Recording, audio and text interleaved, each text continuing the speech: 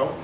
And it's a great honor for us, really, to play on the same concert with the Buddhist Drum and Fife Corps. The Buddhist Drum and Fife Corps, as also most of you know, is as far as I know, the oldest continuously active drum corps, fife and drum corps that we have, and has really worked so hard to maintain the traditional sound and the historical approach to the whole fife and drum experience that people always learn a lot. If you want to learn what fife and drum corps, where they come from and what they can sound like and what the foundation of the whole part of this music is, the Buddhist Drum and Fife Corps is the place where you can hear that done. When I was a little boy, I grew up in the next town over in East Hampton, and some of the older guys that played with Buddhists in our old corps started as an offshoot of the Buddhist Drum Corps. And I learned some of those same drum beats that they were playing tonight, and we could never make them sound that good, but that's what we were trying to do. And it's really just an exciting thing to hear that, because that whole style is lost pretty much.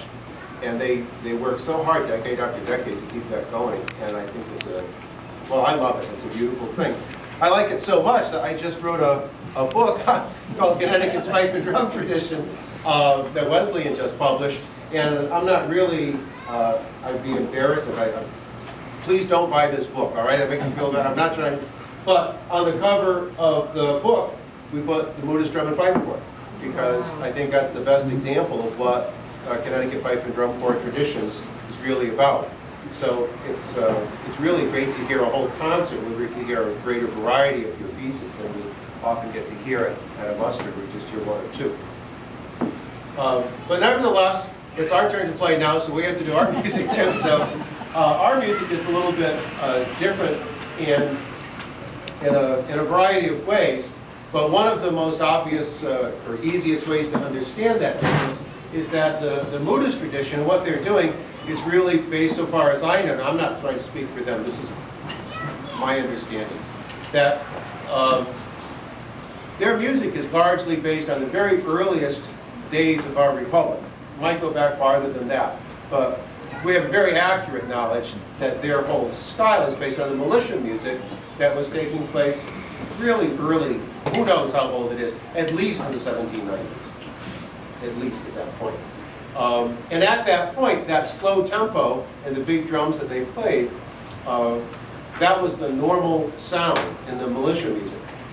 You can see from our uniforms, we look more like a Civil War outfit. And when we started our group 21 or so years ago, I really wanted to have mid-19th century clothing of some sort, because what I knew our group would be emphasizing was, at its most basic level, Civil War era music based on that.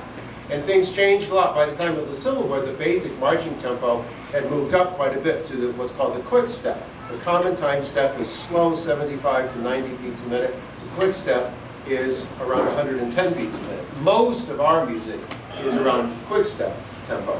So generally, we play most pieces a little bit faster. The next tune we're going to play, however, is not a Civil War march at all, but is an old blues tune, a folk song from African American Southern culture called Sitting on Top of the World, that I imagine could be played on pipes and drums. So this is what I came up with. Sitting on Top of the World.